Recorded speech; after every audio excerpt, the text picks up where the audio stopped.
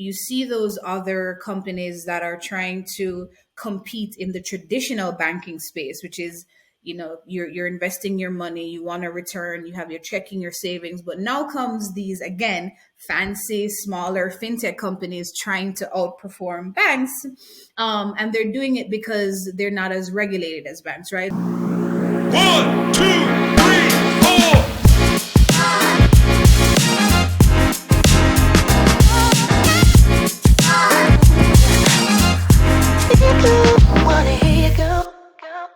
Hey everyone, welcome to another episode of the Dapper podcast, where we answer your personal finance question, but a little bit of style.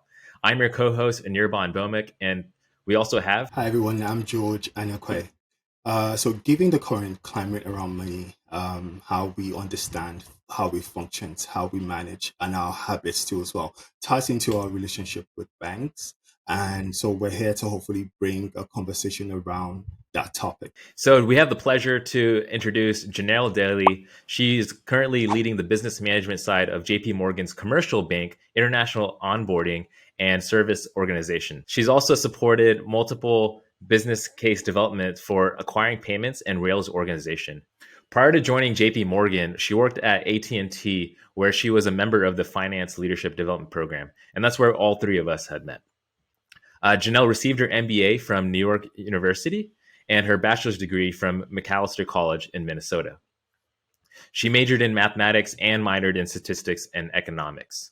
She's a current leader in her church, a student ministry, and where she tutors math. So welcome, Jhanelle. Thank you. Thank you both for having me. So before we get started, I wanted to start off with a fun icebreaker question. So what's that one guilty pleasure that you will buy and you won't even bother looking at the price tag? So I will say it's very rare that I don't look at a price tag. I'm not going to lie. I'm not that person. But I will say that when I go on like vacation, that is usually when I might buy something that I wouldn't buy if I was back home, right? So for example, my husband and I went to Italy recently. We were in Florence. And, it's like the fashion district of Europe. And so I might see something, a bag, and a designer Prada bag, and I'll say, what the heck, we're in Florence. Let's live a little, right? That's really the only time that I will just buy. And again, I still looked at the price tag, but I still bought it. Versus in, real life, if I looked at the price tag, I would put that right back down. Smart. I like the answer. So I said, so basically, we have just heard about your bio, obviously your wonderful achievements and stuff. So can you share with us who Jhanelle Daley is, your passion, fun facts too as well? Sure. And I'll try to answer this as best as I can because there's so many ways to answer this. So I think first I would love to be defined by like being a child of God, right? I really love God. Faith is very important to me.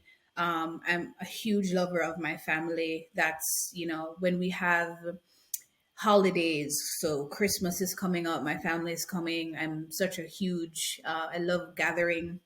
I'm a big, like, I love games. I'm a little bit too competitive, but I'm passionate about games. It's really just like having fun with family and friends. And I also, I used to run track, right? So track was a really big part of my life growing up in high school, even before high school, prep school, high school, and college. I used to do hurdles and I also did long jump. So it was a very big part of my life. And, being in sports is such a huge part of growing up and development, right? You know what it is to be on a team. You know what it is to dedicate your time to something and wanting to achieve a certain goal. So I really love the fact that I was in track for like majority of my life. And then fun facts. So I love dancing. I don't know if you guys ever saw me dance, but I love dancing and I like trying new recipes. So most Sundays, like I will open a cookbook or I look in my fridge and see what I have and just try, make a recipe from that. And I always share this one. So I love guacamole, but I don't really like avocados. It has to like have that jazz, right? Tomatoes, peppers, lime. I won't just have like a slice of guacamole, avocado. You know, to, that is awesome. So, do you still run? So I don't run right now. It's funny because in prep school, high school, I did short distances, right? So I did 100 meters, and indoor, it was 60-meter hurdles. But after graduating from college and moving to, I lived in New York first, and then now I'm in Texas, I was doing long distance. So I really wanted to do a half marathon. And in fact, it's still on my bucket list. um but I have not been training at all for the past few years. So we'll see how easy it is for me to get back into the swing of things to train for a half marathon, but it's still on my bucket list. Thanks for sharing that. You've mentioned a lot about yourself right now, and awesome, great things. But what's something that if you could rewind the past, what would you not have done? Yeah. uh this is a really, really hard question because I think so many things in life, even if you think it was like a bad decision, it leads you somewhere else, right? Which is a good place in your life. I want to say that I would not have waited so long to go to business school. So when I graduated from McAllister, I was about to share the year and share my age. Let me not do that. But between graduated from McAllister and going to NYU, it was about 5 years.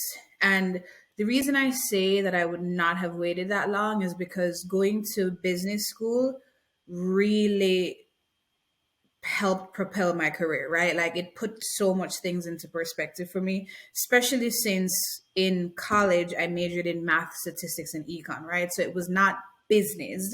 And I always say that college like prepares you for work and like the great and how much goes into having a profession, but it doesn't prepare you for the specific industry or what you're actually going to do on the job, right? That's all about like day-to-day experience.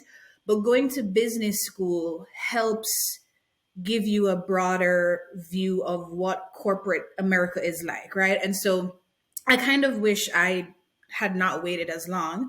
But even having said that, I think waiting 5 years, two things.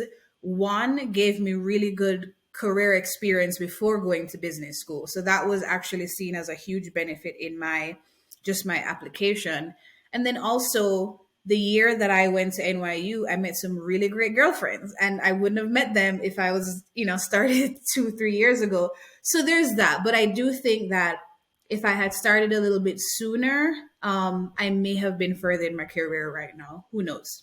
That's interesting you say that, because there is a bit of when you're going into graduate school, and I've experienced this myself, where maybe I wouldn't have taken it seriously if I had went right after undergraduate, right? And so maybe that work experience creates that sense of maturity, sense of application once you're actually going into because it's not cheap to go into business It's school, not. and so but it's interesting that you mentioned that, so thanks for that. Yeah.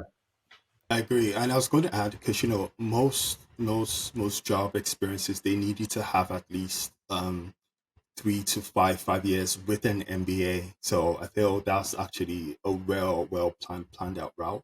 I think Yeah, most people who jump from undergrad straight into business school, like they need you to go have some life experiences, see how it's done.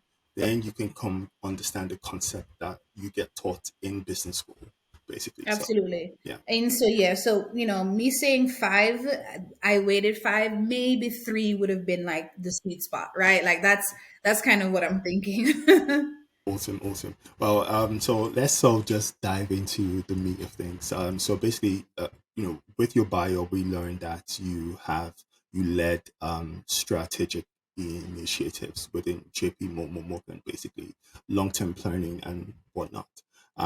So we are hoping to leverage on your experience and acts like if you can give a perspective as to what the banking institution looks like now. Because again, like we said, there's so much mistrust and misconception around what banking is. People are going back to the old school way of like stuffing money back in their mattresses, basically. So if you can get to share perspective on that. Yeah. So start by saying in my first role at JP Morgan, I was in the CIB, which is essentially like investment bank. We handle like all of the big name clients, right? Your Amazon, your Facebook, your Netflix.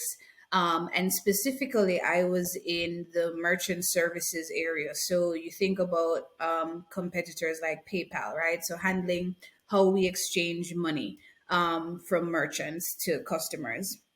And I think one of the most clear and obvious perception of banks is that we're just not as fancy, right? We're not as fast, we're not as young and hip as these fintech companies, right?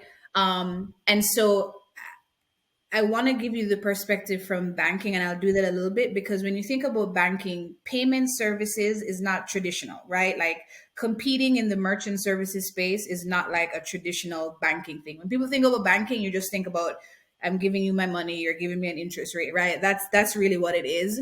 But I think we do have to think about banking like that because there are just so many services that we entrust or banker or bank to be able to provide for us, right? So that's the first thing. Like banks should be able to do it all.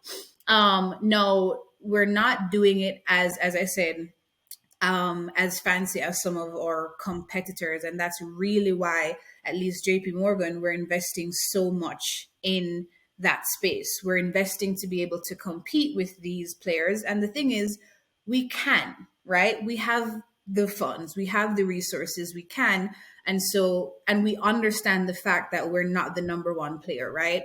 I don't know if you've probably seen the commercials for Chime, right? So Chime, and you see those other companies that are trying to compete in the traditional banking space, which is, you're investing your money, you want to return, you have your checking, your savings, but now comes these again fancy smaller fintech companies trying to outperform banks, and they're doing it because they're not as regulated as banks, right? So they can benefit from the lower interchange rates and things like that. So I think as far as like perception, one, it's just that banks were just kind of old, like we're old traditional. But again, we have the resources to do so. It's just if these banking CEOs care enough to compete, right? Because there is just so much competition going on. I think also, even though there is mistrust, I still think that from at least a commercial bank perspective, banks are still trusted. At least JP Morgan, we're super trusted, right? So that's why we still have clients, because even though we have these competitors, we've been around longer. We have so many different um assets to offer clients, so it's not just payments, but we can also offer you loans and credit and ethics. So because of that, we're still going to get business. We still remain profitable because we have such longevity in this space. So I think those would be my main two things, just based on what I've seen, is that also I feel like we get away with not being the greatest because of that, right? So we might not have the best customer service, we might not have the best interface for our customers, but we're trusted. And if something goes wrong, our clients know that we will take care of them as soon as possible, right? So again, I think it's one, we're not young, fun, and sexy. Two, we're loyal. And the third thing I would say is the diversity of products. And I mentioned that before. I think we're a one-stop shop, right? And so I think there's value in that, and there will always be value in that for banking. Okay. That's actually a good follow up to my next question. Because you mentioned those three items, like one of our goals for this platform is to bridge that knowledge gap between personal wealth management and demystifying, the whole goal of this episode is demystifying that about big banks. So what would you advise someone who is maybe starting a small business or wanted to intensify their saving habits, what's the advice that you would give to them? So let me start with the saving habits. I think we have to realize we have to be self aware, right? There are people who are equipped to do certain things that we just are not. So, for example, even though I'm in banking and I've been in banking for a few years, do I know everything about saving? Do I know the best investments for me? Personal finance, I did not study that. So, if I want to truly get my savings where I want it to be, I'm going to go to a specialist, right? I know that there's mistrust, and the mistrust is really coming from the fact that you might think that, oh, bankers just want my money and they're not doing anything for me. But at the end of the day, right, like they're the ones, like they've done this, they have licenses for this to understand how the stock market is moving and to really make sure your funds are performing well. Because quite frankly, they use that for their leverage as well, right? They want a portfolio that's growing. They don't just want to take people's money and it not do anything. So I think in terms of saving, I would absolutely encourage people to get advice, do research from from trusted advisors, because again, they know what they're doing more than you could, right? And Google alone is not going to help you. I think there's so many, search tools and so much information and misinformation that you can find online. So I just think it's really important, even if it's a family friend who's in the business, who's in banking, right? You can start there because that might help alleviate the feeling of mistrust that you have for like a big corporation if it's someone in your family. But I absolutely think start out with someone who does this, who's understanding, knows what your goals are, short term, long term. And the best thing you can do is start, right? Like even if you don't know what you want to do, starting means researching, starting means talking to people, starting means understanding the different ways that you can invest and save money. It's better for you to start than to just not do anything at all. Like not doing anything, having your money in just like a bank account where you're getting 0.002% return is just not good enough for 2022 and beyond. So that's that. The second thing I would say regarding small business, I mean, again, it's a little bit of the same because especially if you're going into this new, right? I think so much of it is research and understanding, and being able to understand which communities you can make an impact.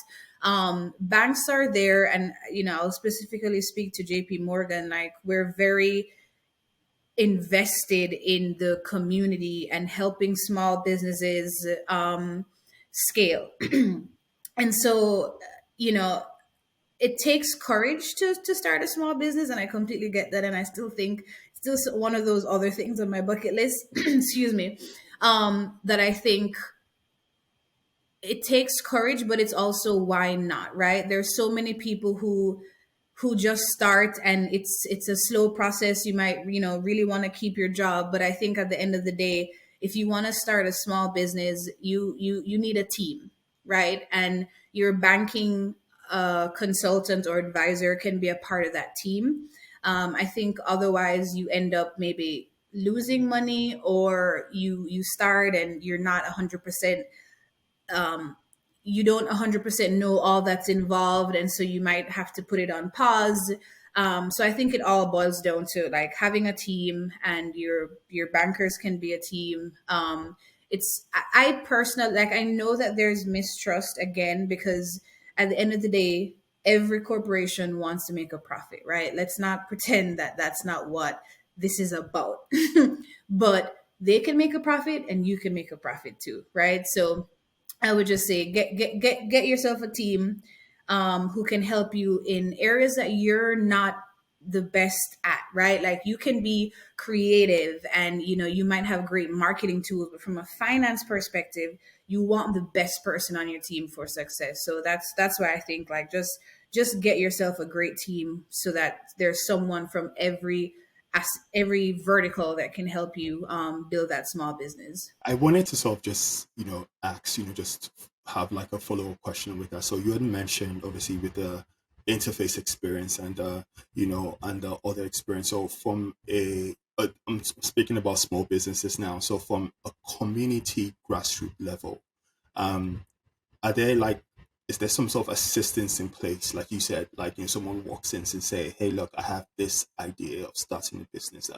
I've done my homework, XYZ, this is what's going to be. So are there things being put in place to actually help these small potential small business to say, okay, your idea is brilliant, we can help you scale, or we can show you how to get funding. Like, it's just I'm talking about from a grassroots level, someone who just walks into like a community bank and says, I have my idea, I've been testing things out through family, friends, I see this is a valid business, this is a niche idea. How can I scale that up? Are there things being put in place? Can you share more on that? Yeah, and I can share that, of course, just from JP Morgan. But I think I actually found out this year, besides having business bankers who might be the ones that, as a small business person, you go to and you talk to about, hey, I'm starting a new company, I'm interested in getting a small loan, and they'll be able to help you. We actually have community advisors who are in control of specific areas and go into the communities. Like, they spend more time away from a desk than you would think, as from a banking perspective, right? So they go out to the communities and look at different businesses around, right? They talk to people. So we have a broad reach of people like that who are trying to help these companies scale, right? So, and it's also a part of like, or JP Morgan has a 30 billion commitment, where we're trying to help Black, Latina companies and just small business in general to really to scale. I mean, I think one of and Jamie Dimon has said this before, where when he goes to sleep at night, he just wants to know that his company is helping make the world a better place, right? And so that's what these community leaders are doing, is that they're going out and they're actively seeking people who need help, need support, and clearly there is some application and there's process involved, but again, it's not just waiting for people to come to us, it's going out and really expanding and finding these businesses that need help. Wow, awesome. And I like your feedback on the whole ID perspective, focusing on like Black and Latino business owners, because I feel that my minority has been overlooked in a big way, and the fact that there's active participation to like, okay, we're going to help you and expand. That's actually really good. Thanks. On a different note, so we are in awe of your trajectory. Obviously with the fact that you've been able to work at a pretty prestigious FLDP program with AT&T, moving over to JP Morgan. So in terms of personal finance, let's again, this is what we're trying to ask. What would you say did that play a big role? Because you had mentioned like if you had known sooner, you have gone to business school instead of working for 5 years, you have done that in like a 3 year time span. Um, would you say personal finances also played a big role in decisions you made as you start to plan your life out, basically? Yeah, I have a funny story actually. So I can take it back to when I was really young. And so I've always been very budget minded. I love having a budget, I love counting money. And I remember when I was younger, I would save a lot, right? So I had an allowance and I would save money from that allowance. And if there was ever a time that either of my parents needed like a loan, right? And they would come to me and I would say, great, but you're going to repay me with like 5%, right? Like I was very, I was very adamant that like, if you're going to give me money back, this is going to cost you, right? So I think just for me, I've always been keen on having funds, right? Like you just, at the end of the day, we're all working, whether it's for a corporation or you're a small business order, small business owner, you're working to provide, right? Provide for your family, to live the life that you want, whether that's like a very luxurious life that you want or it's a very traditional standard life. But we're all working for that, right? Besides the fact that you want a job that's going to make you happy, you are working to provide for your family, right? So I've always had the mindset that I need to have money, I need to be able to buy what I want and not have to ask anyone. So like just growing up, that's always been in my mind, right?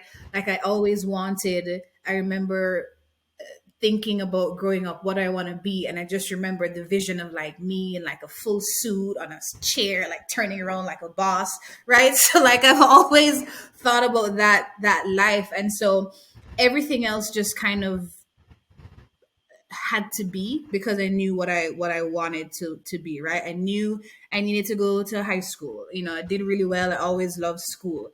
I knew after that I wanted to go to college, right? I loved math, so I pursued math. And I knew that ultimately going to business school would help propel my career even more, right? And so, to be honest, initially when I applied for business school, I had gotten into a few schools, but not the school that I wanted to, right? And I was going to go. I was fully prepared to go to some other school because I just didn't think that having an MBA from like a really prestigious university meant that much. And I still think that I could have gotten where I wanted to be by just going to any old school. And my sister was like, no, I think you might want to do it again. I think you might want to try again. And so tried again, got into NYU, and I think it made a huge difference, right? Just the having that on my resume, having the network, the people who I've met, the kind of the kind of faces that you get when you say you went to NYU, like, oh, you're super smart, right? So all those things really matter. And again, I think I was fortunate in the fact that, as I said, from very young, I knew that I wanted to be successful, and my parents were on that track, right? They helped me to figure out what I wanted to do. And again, I don't know if I mentioned this, but I am from Jamaica. So being in Jamaica, I had to, do my SATs and apply for schools in the US. And so not everyone does that in Jamaica, right? Some people go to the university in Jamaica, which is quite fine, but there was just always something more, right? Also, I have an older sister. She went to school in the US first, so I was like, cool, that's what we're doing.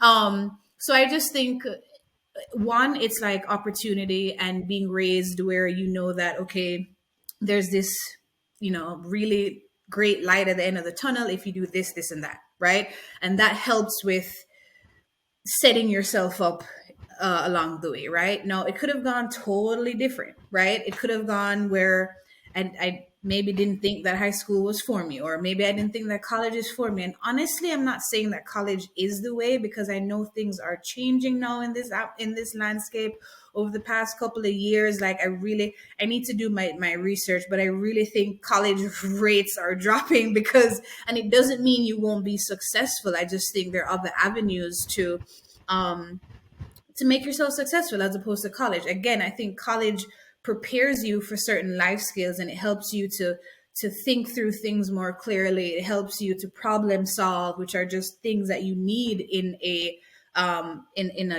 day-to-day job. But again, I think I just want to say that I am blessed that from very young I had the mindset that I wanted to make money. I wanted to make sure I knew how my money was working for me.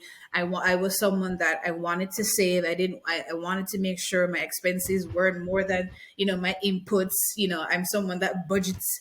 And so even knowing all that, I still went to get an MBA, which, as you said, is not cheap. So I'm still paying for that now, but the reward is greater, right? Because, as I said, I really do believe that getting my MBA really helped put things into perspective for me. It was literally like an aha moment where you are in a company, but things just click. You understand, what am I doing here? What's my role? What's my team's role? Way more than I would have if I didn't go to grad school. Yeah. Um, so yeah, I hope that answered your question. I feel like I was talking a whole lot. No, no, that definitely does. And so we'll just unpack a bit of what you said. So, because I wish I need to tag on interest rates every time I borrowed my brother's sister money.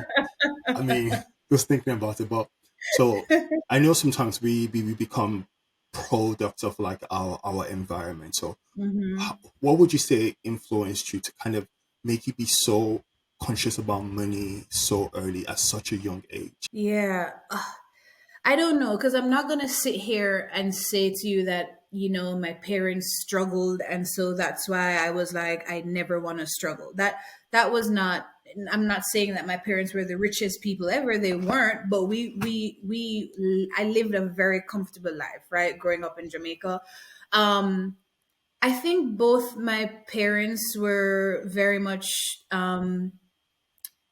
they wanted me to do whatever I wanted to do in terms of success, right? I tell my husband this all the time. Like growing up in high school, I would like do my homework on my own and then watch TV. Like my parents didn't need to tell me, go do your homework, go do this, right? That was just kind of innately how I was.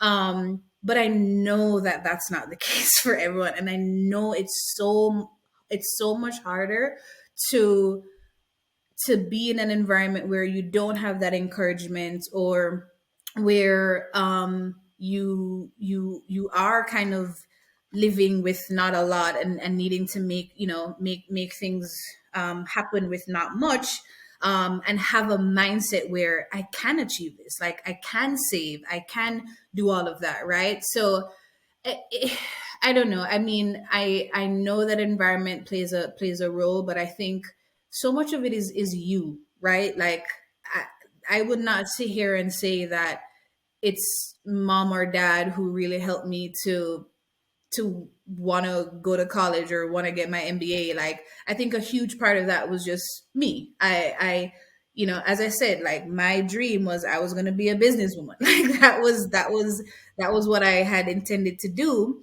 And there's still so much for me to learn. I mean, I am nowhere near to like my peak, right? And I think it's just in having a network where you kind of see what other people are doing, whether it's your peers or your family or just, again, colleagues, and you're like, whoa, I can do that. Like I can get there. So growing up in Jamaica, the concept of networking isn't something that's really taught, right? I had no idea what networking is. Even in college, I mean, they talk about networking, but you're just like, what is this? Why do I need to do this? And it's not until you really start working that you realize how important networking is. And I think that also helps you grow, helps you learn. Um, Really, one of the biggest things is you have to be open to learning all the time. And I don't just mean like learning what you do, right? Because that should be just a given. When you go into a role, you have to constantly be learning about what you need to do. But it's also just learning about, again, from a finance perspective, what do I need to do to own a home, right? Show me people who talk to people who own homes. How do they do it? What do I need to do if you want to be a millionaire, talk to millionaires, read books about millionaires, right? Like you can't just sit down and think you're going to accomplish these dreams without some work. And like, again, it's really feeding off of people. So that's why I say like networking is so important, because I've learned through networking just where my career can go, right? Like sky's the limit, which is why I said I'm absolutely not at my peak yet, but I still see that woman in that suit in that chair, and that's what I'm going to. That's awesome. And I really like that you shared that with the audience about your vision of being in that suit, in that power chair, turning around like total boss woman. And I thought it was also interesting that you mentioned about the network and that you decide to maybe take those extra steps that you needed to get into NYU. So I want to ask you this, and for the audience, what's the advice that you would give to our listeners? Because there's a lot of people out there that maybe didn't get their first choice, or maybe they don't have that self motivation like you did at a younger age. What are the internal conversations that you have with yourself to get you motivated and achieve those goals? Yeah. I think it would be so. One of the other things that I started, and this I have to give credit to my husband for doing this as well, is making a personal plan, right? Things that you want to achieve from a career standpoint and also from a personal standpoint, right? And so if you think about the things that are on your career checklist, so let's say you want to work at a great corporation. You want to make this much salary because you want to be able to buy a house in 3 years and things like that, right? You have to think about how your next move is going to help you get there. So yes, NYU was a great move for me because it's so well known. You say NYU and people know that, wow, that's a great school, right? So in thinking about getting into a bank, you want that. You want things on your resume that are really helpful for you in discussions and in building your credibility, right? Again, it doesn't mean that other schools that maybe aren't as prestigious won't give you that, but it's also you're trying to get to these goals on your list, right? And so you set yourself up for success if you think about those factors. Every next decision that you make is about, okay, how is that helping me making that much money, right? Do you need to talk to someone who's a good negotiator, right? Because you want to be able to, this is how much you know you need to make for you to be able to buy that house, right? So you need someone who can vouch for you, who can help you negotiate that salary. So things like that really helps, like to do like a yearly plan, or not even yearly, but just check in with yourself. Like, we should all have goals that we want to achieve, right? So that's what I would say in terms of what made me, try again and go to, do the GMAT again and try to get a better score to go into NYU, because it does take encouragement, right? Those tests are not easy. Those tests are not easy. They're not free. And so I think what's also great, and I will share this, is don't feel judged for redoing it and redoing it, right? Like people redo these exams all the time. So I think, and it doesn't mean if you didn't get a great score. This is what I tell myself. I will say, just because I'm not getting the best score doesn't mean I'm not smart. It just means the standardized testing is not the best way to get information out of me. So again, I just think, it's not something to, don't judge yourself because you're doing it multiple times. Many people do. And at the end of the day, so what if they judge you? You are trying to achieve the best for yourself, right? So that's what I would say. It's just make those goals, and every move that you make, how is it helping you to achieve those goals? I like that. And one of my good buddies kind of relates to what you had said about goal setting. And one of my good buddies mentioned to me, it's like what he's done in the past, he envisioned himself in the future and then recreated a resume what it looked like in the future. And then putting those titles that he wants and for the future, and then maybe puts in a little description. And from there, he has more of a clearer path or a vision or an achievement that he would like to reach.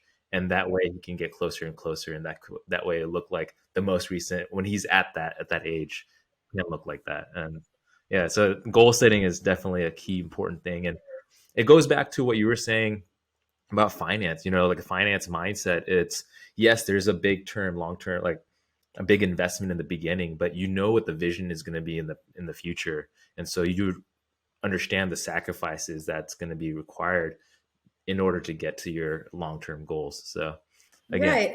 yeah. and I would just add this because it just came to mind, was that back to planning and financial planning, I will say, when you think about working, right? And sometimes, even if you love your job, working 40, 50 hours a week is not fun. So you think about, and it's funny because a lot of people don't think about like retiring or, saving for long term when you're young, because it's like, I don't need to think about that. I'm 20. But when you think about like, how long do you want to work for, right? And you think about what age would be a nice place for you to not have to work anymore, or even if you have some other interest, you might do that, but it's not paying you as much as you might would have gotten if you had like a full-time job. You have to do that backwards, right? You have to say, okay, when I'm 60, I don't want to be working anymore. So how much money do I need at 60 to for me to live for the rest of my life, right? And again, that goes back to financial planning and speaking with an advisor to talk about that. What does that look like? If I started from like my 20s in saving, like maybe that's what I should have said. I would not do. Because it's so important to start saving from as early as possible so that you set yourself up for the future, right? And not only yourself, but your future generations to come after you. So again, not every, I don't know if this is like a type A personality, but not everyone thinks like that, right? Planning and structured. But it works for me because I want to make sure that certain things are set up so that, again, I don't have to be working until I'm 70, right? Like, so that's just another thing to think through. I think if you are young, it doesn't mean you can't start to think about your future and how important it is to save. I appreciate that. And I think that ties into what the underlying message of our podcast is, which is to bridge the knowledge gap. So it doesn't matter if you're like way advanced in your career or your life, like we're trying to like we teach you those habits that could help you maybe get back on track, basically. So yeah. So before we get into our fun part of the podcast, not that this conversation wasn't fun, but I had a great time talking to you. What's one book that changed your life and why? I'm going to do this two ways. So, one, the Bible, because it teaches you so much about how to live, how to treat people. It's very poetic, right? It's really poetic, and so that's one. Definitely changed my life. Two, I started reading this other book. It's the Fire Mentality. Let me. I'm trying to remember what it stands for. Financial independent, retire Financially early. independent, retire early. There we go. Thank you. The reason I like the book is not because I want to be as aggressive as how they save in that book, because I just don't know that I'm there yet. But I like the fact that when you lay these things out, like if you save this much, where will your investment be in 10 years? It's amazing to put the numbers in front of you, right? And actually have that visual. And it also just helps you to start. That's the main thing. Like, just start doing something different, right? It doesn't mean that, the book talks about giving up on some of these huge expenses like a car and maybe move into a cheaper neighborhood, while meanwhile I'm trying to buy a car next year. But for me, like, again, the takeaway for me is not that I now want to live the fire mentality. It's the fact that just do the math.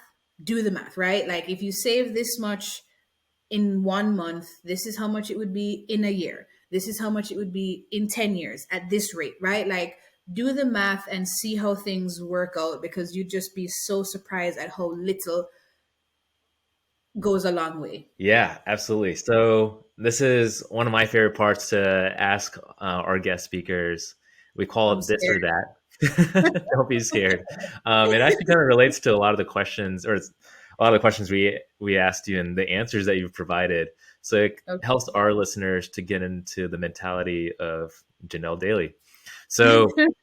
this or that, it works just like the name it says.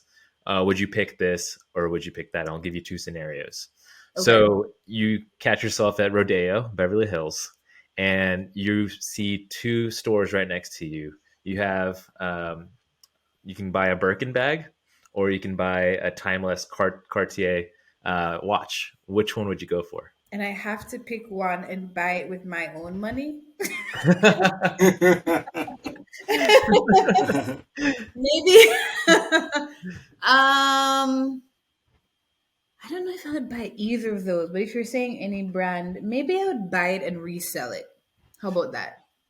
I would buy one and resell it. Maybe see if I could get more money for it, because I just like I like luxury, but it's not something that I have like in my closet. I go through all my red bottoms and all that. Like it's just, yeah, I'd probably buy it and resell it. Or maybe it would be the Birkin bag, because I've heard like a lot of things about this Birkin bag that it's just so amazing and A like lot of things. um Yeah, so supply demand, right? oh yeah, yeah. So I think that's actually, you know what? Final answer, Birkin bag. Alrighty. All right. So we were talking about budgeting, and we're talking about the FIRE movement as well. And there's some areas that they'll cut costs in. So which one would you give up ordering? Would you give up ordering your morning coffee or your afternoon coffee, or give up ordering takeout? Coffee. Coffee. Okay. Yeah. And then our last question is, if you had to earn a penny and double each day for 30 days, would you take that option, or would you rather take the $1 million right now? Yeah, I think I'm too old for the penny. So I think I think I would take a million, right? There's some different investment opportunities that in our family we're doing. So I think it would help there a lot. We're about to have a son, so I think I would put some money towards his college fund. Yeah, I think I would take the million and watch it and still watch it grow. Okay. Good Good choice. answer. If you earn that penny and then double it each day for 30 days, so basically a month, that would end up becoming 5.4 million, rough estimate. Yeah, you see, and again, that's why I say do the math. I didn't have time to do the math just now, but that's definitely do the math. But yeah, that's it for our show. Thank you again, Jhanelle, for sharing your insights, not only just your personal, your views with JP Morgan and big banks, and helping our audience demystify that. If you guys love what you hear, leave a like and subscribe to our channel, and then leave a comment below for any questions that you like for us to answer. So that's it for us. See you the next time. 2,